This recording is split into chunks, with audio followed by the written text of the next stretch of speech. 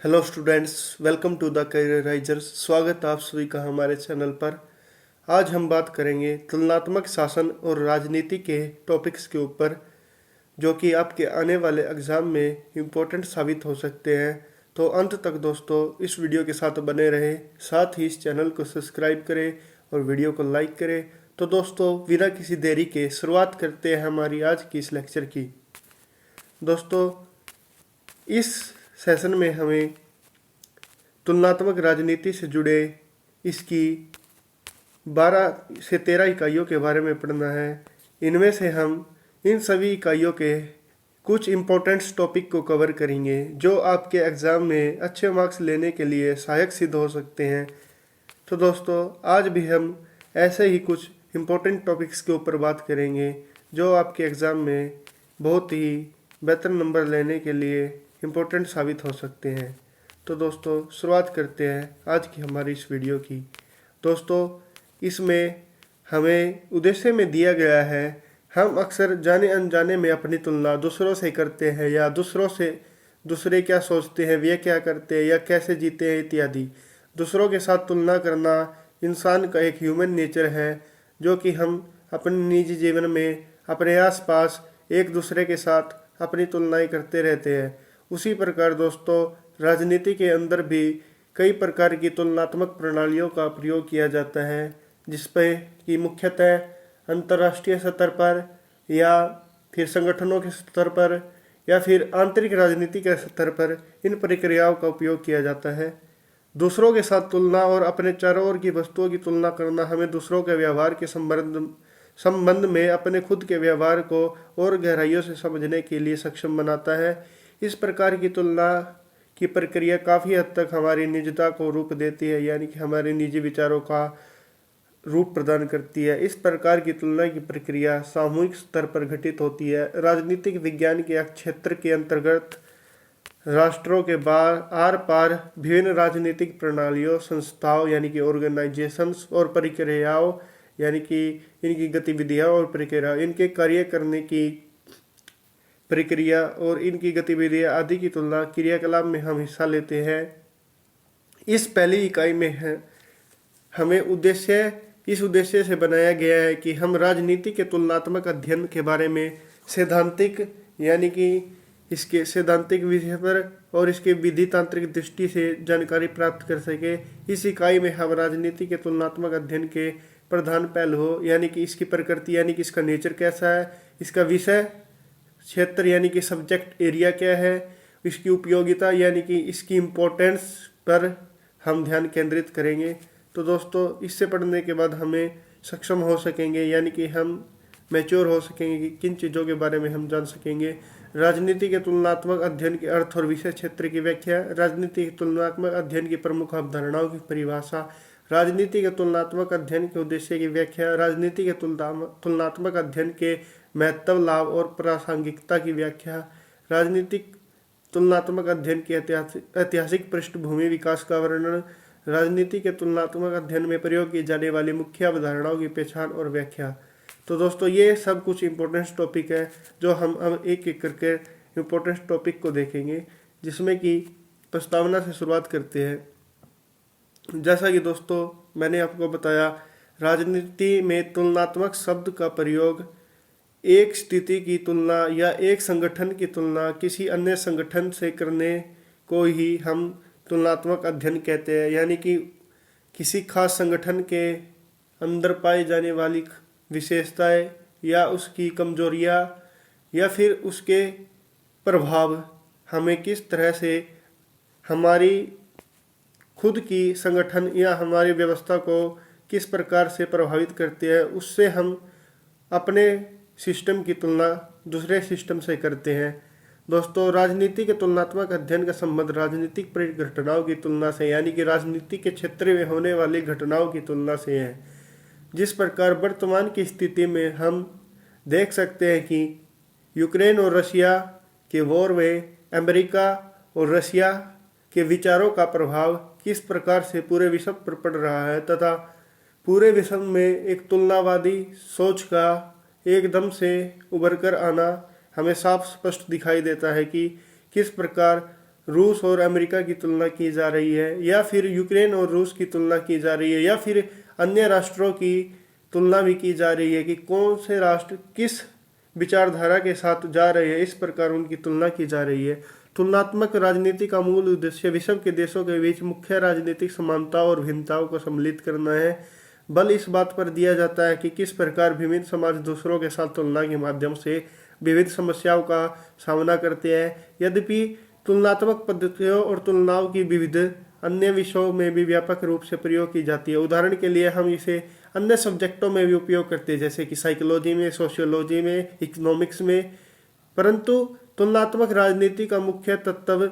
यह है कि अर्थात उसकी मेन सब्जेक्ट जो विषय वस्तु है, उसकी शब्दावली यानी कि उसकी वर्ड फॉर्मेशन, उसका परिप्रेक्ष्य यानी कि उसका एंड गोल, और उसकी अवधारणाएं यानी कि उसकी मान्यताएं क्या है, जो कि उसे हम एज्यूम करते हैं, जो तुलनात्मक राजनीति को दोनों प्रकार से उसकी विशिष्टता प्रदान करता है, एक पद्धति के रूप में यानी कि एक पैटर्न के रूप में, और तुलनात्मक राजनीति के अध्ययन के एक रूप उपक्षेत्र के रूप में भी। यानी कि हम इसे राजनीतिक क्षेत्र में 3 परिप्रेक्ष्य में देखते हैं, शब्दावली, परिप्रेक्ष्य और अवधारणाएं, जो कि इसकी विशिष्टता इसे एक स्पेशल रूप या इसे योग्यता प्रदान करता है, जिसे हम एक पद्धति के रूप में तुलनात्मक राजनीति के अध्ययन के रूप में अध्ययन करते हैं। तुलनात्मक राजनीति की प्रकृति और विषय क्षेत्र का ऐतिहासिक दृष्टि से निर्धारण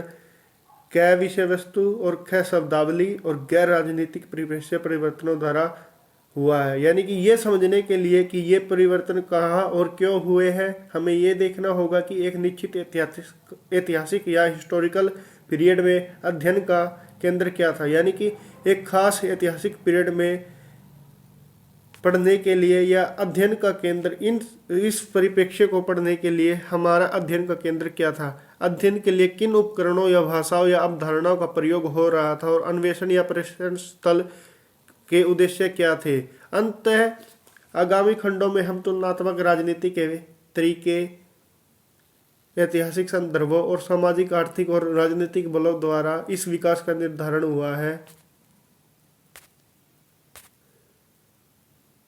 और किस प्रकार 20वीं सदी के अंत के प्रसंगों में अर्थात वैश्वीकरण के प्रसंगों में तुलनात्मक राजनीति के क्षेत्र के बारे में अब तक किए गए विचारों के तरीकों में आमूल परिवर्तन लाए गए हैं, इन सब पर विचार करेंगे। यानी कि 20th सेंचुरी में आने के बाद ग्लोबलाइजेशन बहुत तेजी से हुआ है, जिसके कारण तुलनात्मक राजनीति के क्षेत्र पर बहुत सारे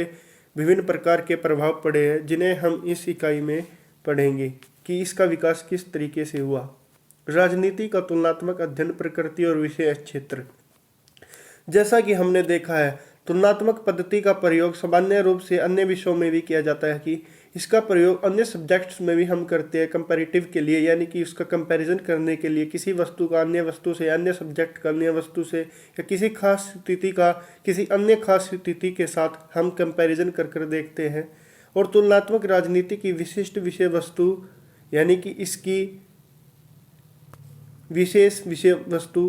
इसका सब्जेक्ट, इसका विशेष सब्जेक्ट, और इसकी भाषा यानी कि इसकी लैंग्वेज, और इसका परिप्रेक्ष्य यानी कि इसका गोल, वो तत्व है जो उसे उन अन्य विषयों से स्पष्ट अलग करते हैं, यानी कि इसे उनसे अलग बनाते हैं जो तुलनात्मक पद्धतियों का प्रयोग करते हैं। ऐसी स्थिति में यह प्रश्न पूछा जा सकता है कि क्या तुलनात्मक राजनीति विश्लेषण का एक विशिष्ट क्षेत्र है, या वह राजनीति विज्ञान के विस्तृत अध्ययन में विषय में शामिल किया गया एक उप अध्ययन विषय है। यानी कि इसके अंतर्गत यह क्वेश्चन पूछा जा सकता है कि तुलनात्मक राजनीति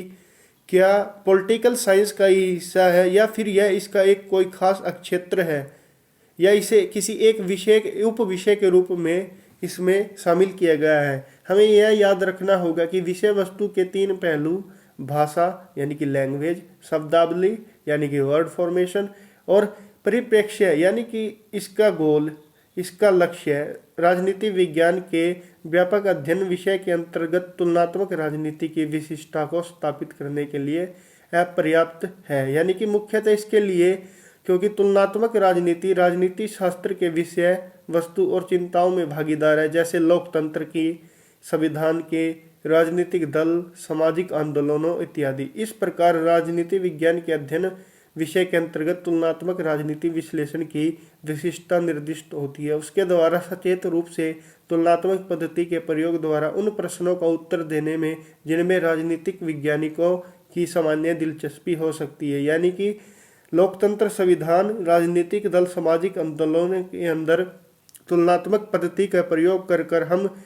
इन सब्जेक्टों के यानी कि इन टॉपिक्स के उत्तर देने में पॉलिटिकल साइंटिस्ट की सामान्य दिलचस्पी हो सकती है या पॉलिटिकल विद्यार्थियों की इनमें रुचि हो सकती है। इसलिए हम इन क्षेत्रों में सामान्य रूप से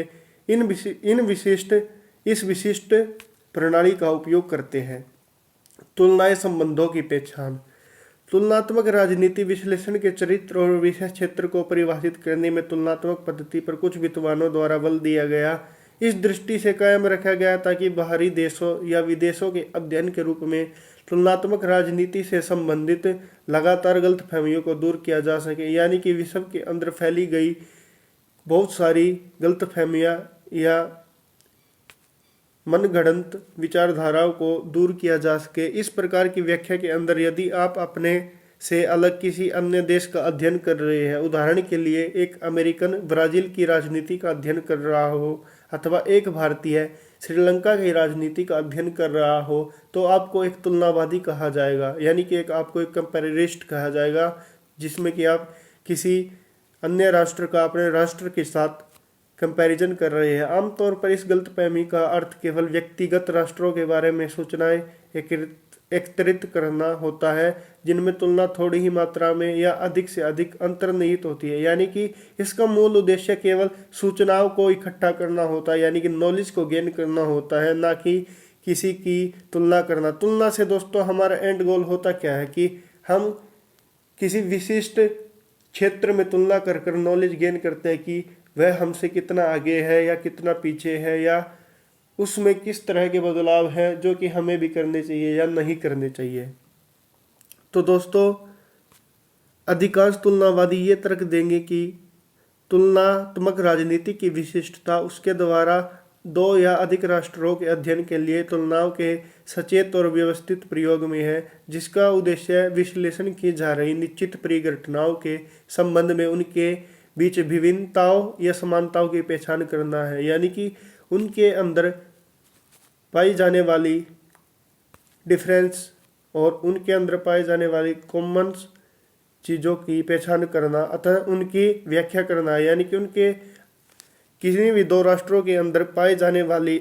उनकी अलग अलग चीज़ें, यानी कि उनकी भिन्नताएं या उनकी समान चीज़ें जो कि समानताएं हैं, उनकी पहचान करना और फिर उनकी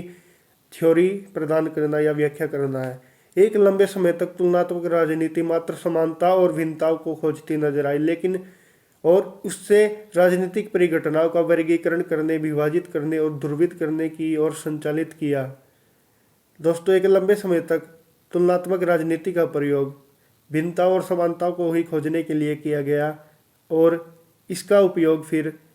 इनकी वर्गीकरण करने यानी कि क्लासिफिकेशन करने या इन्हें डिवाइड करने यानी कि विभाजित करने और ध्रुवित करने यानी कि भटकाने में संचालित किया गया। परंतु तुलनात्मक राजनीति विश्लेषण केवल प्रयोग का उद्देश्य समानता और भिन्नताओं अथवा तुलना और विषमताओं पागम को पार जाते हुए, यानी कि तुलनात्मक राजनीति इन सभी विषयों से पार जाते हुए अंत में संबंधों के एक विस्तृत ढांचे में राजनीतिक परिघटनाओं का अध्ययन करता है, यानी कि इन सबसे अलग जाकर तुलनात्मक राजनीति कंपैरेटिव पॉलिटिक्स एक बड़े ढांचे यानी कि एक बड़े क्षेत्र की राजनीति की परिघटनाओं का अध्ययन करता है। ऐसा माना जाता है कि हमारी समझ को और गहन करने में मदद करेगा और राजनीतिक परिघटनाओं का उत्तर देने और व्याख्या करने के स्तरों पर विस्तार करेगा, यानी कि यह हमारी सोच और समझ को बहुत ही गहन और शक्तिशाली बनाने में मदद करेगा और राजनीति के अंदर होने वाली सभी प्रकार की घटनाओं के उत्तर देने या उनकी थ्योरी देने में स्तरों पर हमें सोच में विस्तार करेगा। दोस्तों तुलनात्मक राजनीति और तुलनात्मक सरकार, ये क्वेश्चन आपके एग्जाम के अंदर अवश्य पूछा जाएगा, जिसे कि आपको अच्छे से समझ लेना है और याद कर लेना है। इसके अंदर हमें बताया गया है कि रोनाल्ड चिलकोट का दावा है, जो कि एक पॉलिटिकल साइंटिस्ट है, संकल्पना उनकी दावा है कि संकल्पनात्मक उलझन के कारण, यानी कि हमारे जो हम कल्पना करते हैं खुद से, उसकी उलझन के कारण इस धारणा का अक्सर सामना करना पड़ता है कि तुलनात्मक राजनीति का संबंध सरकारों के अध्ययन से है। यानी कि तुलनात्मक राजनीति का संबंध हम सरकारों के अध्ययन से करते हैं, यानी कि किस प्रकार सरकारें, राज्य सरकार, केंद्र सरकार या अन्य राष्ट्रों की सरकार या हमारी सरकार की तुलना से करते हैं। तुलनात्मक सरकार से भिन्न, जिसका क्षेत्र सरकारों के तुलनात्मक अध्ययन तक सीमित है। तुलनात्मक राजनीति का संबंध सभी प्रकार की राजनीतिक गतिविधियों के अध्ययन से है, और न केवल हम इसका उपयोग केवल सरकारों के तुलनात्मक अध्ययन तक सीमित है, बल्कि इसका उपयोग हम राजनीति के संबंध में सभी प्रकार की राजनीतिक गतिविधियों के अध्ययन से करते हैं, चाहे वह सरकारी हो या फिर गैर सरकारी भी। तुलनात्मक राजनीति के क्षेत्र की एक सर्वसम्मिलित प्रकृति है, और तुलनात्मक राजनीति के विशेषज्ञ वह सब कुछ जो राजनीतिक है उसके अध्ययन के रूप में इसे देखते हैं। यानी कि जो भी कुछ पॉलिटिकल है या पॉलिटिक्स से जुड़ा हुआ है, उसके अध्ययन को सभी कंपैरेटिव पॉलिटिक्स के चश्मे से देखते हैं या उसके रूप में देखते हैं। तुलनात्मक राजनीति की इससे लघु संकल्पना इस क्षेत्र के अंतर्गत अध्ययन से संबंधित चयन और अपवर्जन के मानदंडों को धुंधला कर देगी। ये रोनाल्ड चिकलोट की एक थ्योरी है, जिसे आप अपने इंट्रोडक्शन में यूज कर सकते हैं। ये फिर भी कहा जा सकता है कि लंबे समय तक तुलनात्मक राजनीति ने अपने आप को सरकारों और शासन प्रणालियों के प्रकार से संबंधित रखा और पश्चिमी देशों के अध्ययन तक सीमित रखा। यानी कि तुलनात्मक पॉलिटिक्स के अंदर लंबे समय तक सरकारों और उनकी शासन प्रणालियों का ही अध्ययन किया जाता था, और ये सब भी सिर्फ यूरोपीय देशों तक ही सीमित था, यानी कि पश्चिम के देशों तक ही सीमित था। उपनिवेशीकरण की प्रक्रिया ने, यानी कि देशों के आज़ाद होने की प्रक्रिया ने, यानी कि पश्चिमी देशों के अंतर्गत जो कॉलोनीज एरिया थे या उनके अंतर्गत जो उपनिवेशिक क्षेत्र थे, उनकी आज़ाद होने की प्रक्रिया ने विशेष रूप से सेकेंड वर्ल्ड वॉर के बाद नए राष्ट्रों के अध्ययन में रुचि उत्पन्न की। यानी कि नए आज़ाद होने वाले राष्ट्रों के अंदर होने वाली पॉलिटिकल घटनाओं के अध्ययन में, नए राष्ट्रों के अध्ययन में रुचि उत्पन्न हुई। तुलना के संपूर्ण विस्तार के अंदर जिन इकाइयों या केसों को लाया जा सकता था, उनकी संख्या और विविधता में वृद्धि के साथ साथ सभी इकाइयों में राजनीतिक परिघटनाओं और प्रक्रियाओं की व्याख्या करने वाले भावात्मक सर्वदेशीय प्रतिमानों को सूत्रबद्ध करने का आग्रह भी जुड़ा। यानी कि नए नए राष्ट्र जब उभर कर सामने आने लगे, उनकी प्रक्रियाओं और उनकी राजनीतिक परिघटनाओं की व्याख्या करने के लिए बहुत सारी इकाइयों और विविधताओं का उपयोग किया गया और उनसे जोड़ने का राजनीतिक कंपैरेटिव पॉलिटिक्स से आग्रह भी किया गया। लगभग इसी समय के अध्ययन के मामलों में वृद्धि और विविधता के साथ राजनीति के क्षेत्र में एक विस्तार हुआ, जिसने एक संपूर्ण प्रणाली के रूप में राजनीति के परीक्षण का प्रबंध किया, जिसने न केवल राज्य और उसकी संस्थाएं बल्कि व्यक्ति, सामाजिक समूहीकरण, राजनीतिक दल, हित समूह, सामाजिक आंदोलनों इत्यादि में शामिल किए गए। यानी कि इसके तहत इस क्रिया में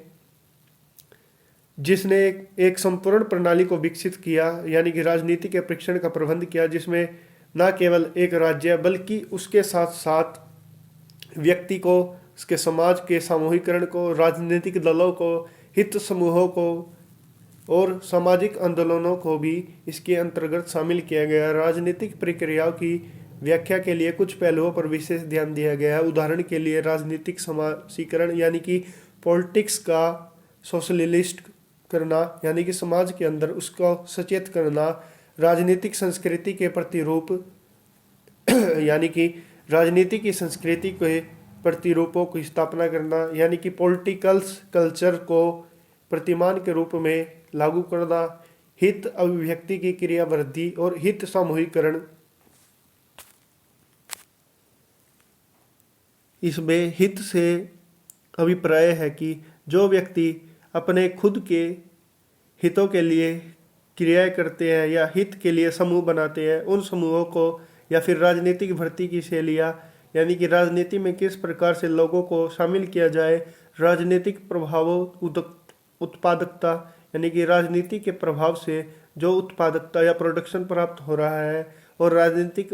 उदासीनता की सीमा, यानी कि राजनीति से परेशान लोगों की क्या सीमाएं हैं, या कि जो उदास है, उदासीन है, सत्तारूढ़ अभिजात वर्ग या जो वर्ग सत्ता में शामिल है, उनकी परिस्थितियों की व्याख्याएं कंपैरेटिव, इनकी सब को इसके अंदर कंपैरिजन किया जाता है। इन व्यवस्थित अध्ययनों को निर्माण, राष्ट्र निर्माण की चिंता के इर्द गिर्द किया जाता है, यानी कि इन सभी विषयों का अध्ययन राष्ट्र निर्माण की चिंता को ध्यान में रखकर किया जाता है, अर्थात एक जनता के लिए राजनीतिक सांस्कृतिक पहचान की उपलब्धि कराना, राज्य निर्माण अर्थात राजनीति के लिए संस्थात्मक ढांचे और प्रक्रियाओं की उपलब्धि कराना, और आधुनिकीकरण अर्थात विकास के पाश्चात्य मार्ग की दिशा में परिवर्तन की एक प्रक्रिया को परिवर्तित करना, विश्व राजनीति में विचारधाराओं के भिन्न ध्रुवों, नव स्वतंत्रता प्राप्त राष्ट्रों द्वारा पश्चिमी साम्राज्यवाद की अस्वीकृति, जैसे कि भारत द्वारा स्वतंत्रता प्राप्त करने के बाद ब्रिटिशों को उखाड़ फेंका गया और अपने आप एक स्वतंत्र राष्ट्र के रूप में कार्यप्रणाली को स्वीकार किया और आधुनिकीकरण की ओर, विकास की ओर बढ़ गया। राष्ट्रों द्वारा इन राष्ट्रों की अपनी विशिष्ट पहचान को कायम रखने की चिंता, जो कि गुट निरपेक्ष आंदोलन के अंदर हमें साफ दिखती है, जो कि नॉन अलायंस मूवमेंट चलाया गया था, जो कि नाम के नाम से प्रसिद्ध हुआ, जिसका पहला सम्मेलन बेलग्रेड में 1961 में किया गया, जिसमें कि नव स्वतंत्रता प्राप्त राष्ट्र शामिल थे, जो कि ना कि अमेरिका के साइड थे और ना ही यूएसएसआर की साइड लेते थे, जो कि एक अपनी स्वतंत्र अप्रोच के साथ राष्ट्र में एक तीसरे समूह के राष्ट्रों के रूप में पहचाने जाते हैं। दोस्तों, और विकास के समाजवादी मार्ग के प्रति अधिकांश राष्ट्रों में सहानुभूति ने धीरे धीरे वैश्विक व्यापक स्तरीय तुलनाओं के उद्देश्यों के लिए अधिकांश आधुनिकीकरण प्रतिमानों को अप्रासंगिक बना दिया, जहां एक और 50 और 1960 के दशक का वो काल था जहां पर बड़े पैमाने के प्रतिमानों के निर्माण द्वारा राजनीतिक यथार्थ की व्याख्या करने का प्रयास किया गया, यानी कि सिर्फ प्रतिमानों को लेकर ही राजनीतिक व्याख्याओं को किया जाता था। वहीं 70 के दशक ने तृतीय विश्ववाद के दावे और इन प्रतिमानों को पीछे हटते देखा, यानी कि नए राष्ट्रों के आ जाने के बाद इन सभी प्रतिमानों को खारिज कर दिया गया और अन्य थ्योरियाँ निकलकर सामने आई। फिर 80 के दशक में हमने संकीर्ण और छोटी इकाइयों में तुलना के 70 में संकुचन को देखा, यानी कि हमने 80 के दशक में तुलना को छोटी छोटी इकाइयों के रूप में बांट दिया और छोटी छोटी इकाइयों के बीच हमने तुलना को शुरू कर दिया, और इस प्रकार तुलनात्मक राजनीति के क्षेत्र में हमने संकुचन या संक्रेपण को देखा। परंतु ग्लोबलाइजेशन के कारण व्यापक स्तरीय तुलनाओं को अनिवार्यताओं में वृद्धि हुई और गैर राजकीय, गैर सरकारी पात्रों के फैलाव और आर्थिक संयोजन और सूचना टेक्नोलॉजी क्रांति के साथ राष्ट्रों के बीच अंतर संबंध में वृद्धि के साथ तुलनाओं का क्षेत्र विविधतापूर्ण हो गया। और फिर दोस्तों, ग्लोबलाइजेशन के कारण व्यापक स्तर पर तुलनाएं अनिवार्य हो गई, जिसके कारण गैर राजकीय और गैर सरकारी पात्रों के फैलाव यानी कि संगठनों में उनकी वृद्धि हुई, यानी कि जो गैर राजनीतिक क्षेत्र थे उनकी भी क्षेत्र में वृद्धि हुई, और आर्थिक संयोजन और सूचना टेक्नोलॉजी के कारण राष्ट्रों के बीच अंतर संबंधों में वृद्धि हुई, यानी कि राष्ट्र आपस में जुड़ने लगे। वैश्वीकरण के कारण व्यापार बढ़ने लगा और राष्ट्रों के संबंधों में वृद्धि हुई, जिस कारण तुलनात्मक राजनीति का क्षेत्र बहुत ही विविधतापूर्ण बढ़ गया, यानी कि बड़ा हो गया। दोस्तों, आप ये अभ्यास के प्रश्न खुद से सॉल्व कर सकते हैं इसके आधार पर। दोस्तों, मिलते हैं फिर अन्य लेक्चर में, तब तक आप इस वीडियो को अच्छे से देखिए और अपनी तैयारी को करते रहिए। जय हिंद, जय भारत।